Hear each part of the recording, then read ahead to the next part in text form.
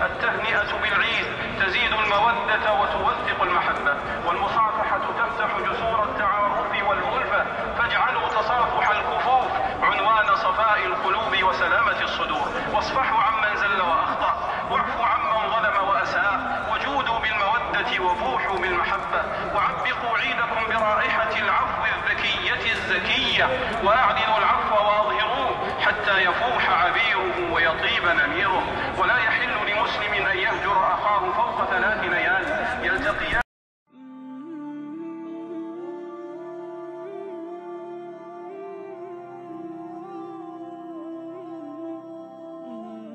Assalamu alaikum guys, welcome to a new episode number 8 for my vlog to Madina Munawwara and Makkah Mukarrama।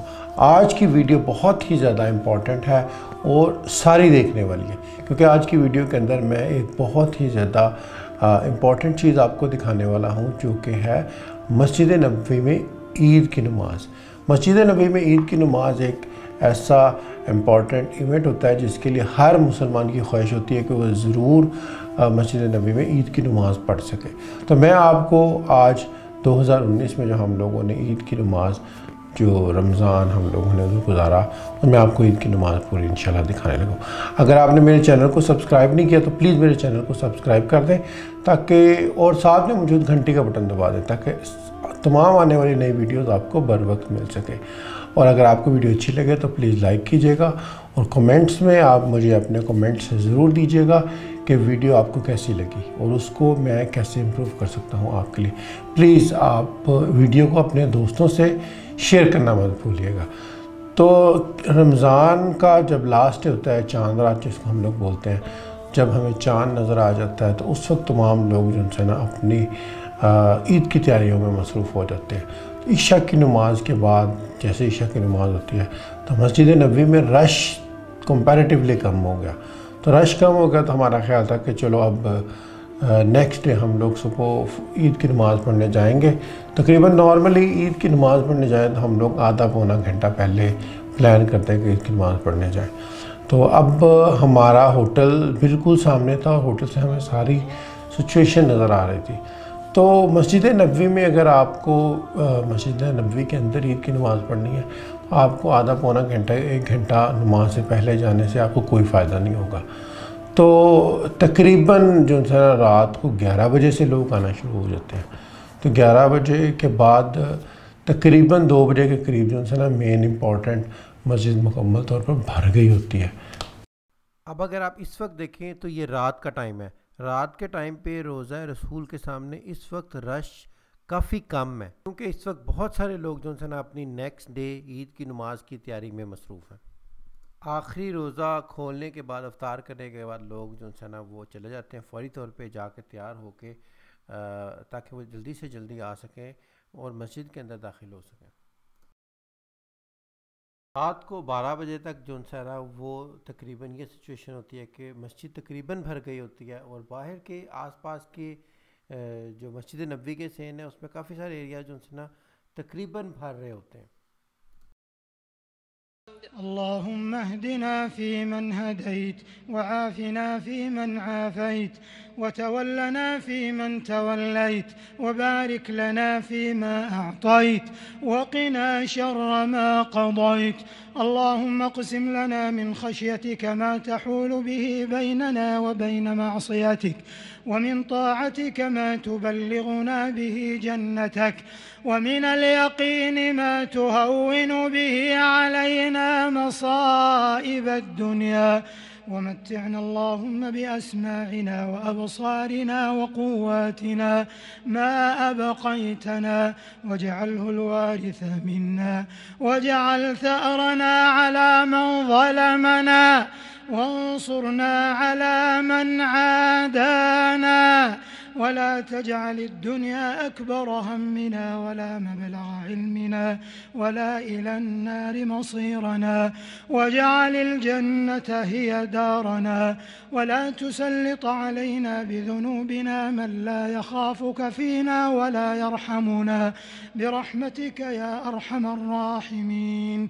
اللهم إنا نسألك من الخير كله عاجله وآجله ما علمنا منه وما لم نعلم، ونعوذ بك من الشر كله عاجله وآجله ما علمنا منه وما لم نعلم، ونسألك من خير ما سألك منه نبيك صلى الله عليه وسلم وعبادك الصالحون، ونعوذ بك من شر ما استعاذك منه نبيك صلى الله عليه وسلم وعبادك الصالحون. اللهم اهدنا لأحسن الأخلاق والأقوال والأعمال، لا يهدي لأحسنها إلا أنت، واصرف عنا سيئها، لا يصرف عنا سيئها إلا أنت. اللهم إنا نعوذ بك من منكرات الأخلاق والأقوال والأعمال والأهواء والأدواء. يا سميع الدعاء، نسألك عيش السعداء ونزول الشهداء ومرافقة الأنبياء والنصر على الأعداء، وأن ترفع عنا كل وباء وتكشف كل داء. يا سميع الدعاء، يا ذا المن والعطاء، اللهم فرج هم المهمومين من المسلمين ونفس كرب المكروبين. ما يزيدنا إيمانا بك وتحقيقا لتوحيدك واعتمادا عليك وحسن ظن بك وتوكل عليك يا ذا الجلال والإكرام، مع الأخذ بالأسباب. يا حي يا قيوم، يا حي يا قيوم، يا حي يا قيوم، برحمتك نستغيث، فلا تكلنا إلى أنفسنا طرفة عين ولا أقل من ذلك، وأصلح لنا شأننا كله يا ذا الجلال والإكرام. اللهم يا فارج الهم كاشف الغم، مجيب دعوة المضطرين، مجيب دعوة المضطرين، مجيب دعوة المضطرين، رحمن الدنيا والآخرة ورحيمهما، نسألك رحمة من عندك تغنينا عن رحمة من سواك. اللهم أصلح أحوال المسلمين في كل مكان، اللهم أعز الإسلام والمسلمين يا حي يا قيوم يا ذا الجلال والإكرام. اللهم آمنا في أوطاننا وأصلح أئمتنا وولاة أمورنا، وأيد بالحق إمامنا وولي عهده، اللهم وفقهم لكل خير وجنبهم كل شر، واجزهم خير الجزاء على خدمة الحرمين الشريفين والحفاظ على صحة مرتاديهما يا ذا الجلال والإكرام. اللهم وفق رجال أمننا ورجال صحتنا، ووفقنا جميعا إلى ما تحب وترضى، واحمنا واحم بلادنا وبلاد المسلمين والعالمين من كل سوء ومكروه يا ذا الجلال والإكرام. ربنا آتنا في الدنيا حسنة وفي الآخرة حسنة وقنا عذاب النار. ربنا تقبل منا إنك أنت السميع العليم، وتب علينا إنك أنت التواب الرحيم، واغفر لنا ولوالدينا وجميع المسلمين الأحياء منهم والميتين برحمتك يا أرحم الراحمين.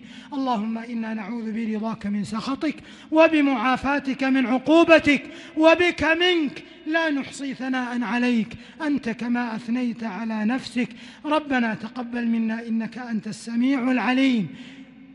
ربنا آتنا من لدنك رحمة وهيئ لنا من أمرنا رشدا. ربنا لا تزغ قلوبنا بعد إذ هديتنا، وهب لنا من لدنك رحمة إنك أنت الوهاب. وآخر دعوانا أن الحمد لله رب العالمين.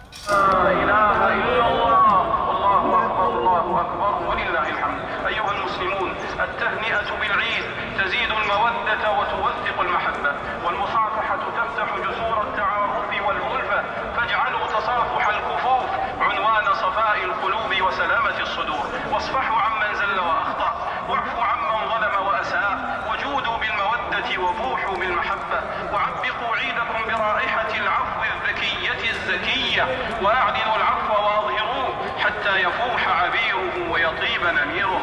ولا يحل لمسلم أن يهجر أخاه فوق 3 ليال يلتقيان.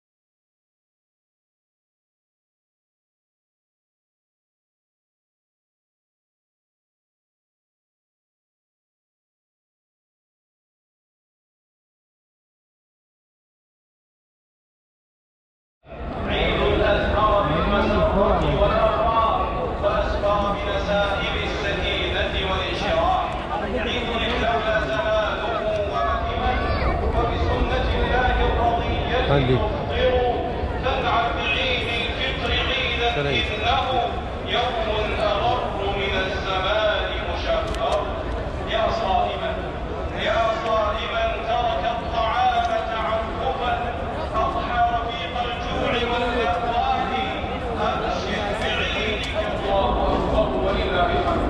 أيها المسلمون طوبى لكم يوم أكملتم عدة شهركم وأخرجتم زكاة فطركم وجددتم بالتكبير لربكم والتكبير أبلغ لفظ في معاني التعظيم وشعيرة من شعائر الدين شرع بعيد إظهار السرور والأفراح لا إشعار الحزن والنواح ولا تذكر الأوجاع ونكس الجراح لا حزن يعلو فرحة شرعت في يوم عيد ويوم العيد أفراح فأعلنوا الأفراح واغفروها واشكروا السعادة وعظموها وبدلوا غيمة الأحزان وروحوا الأبدان وأدخلوا السرور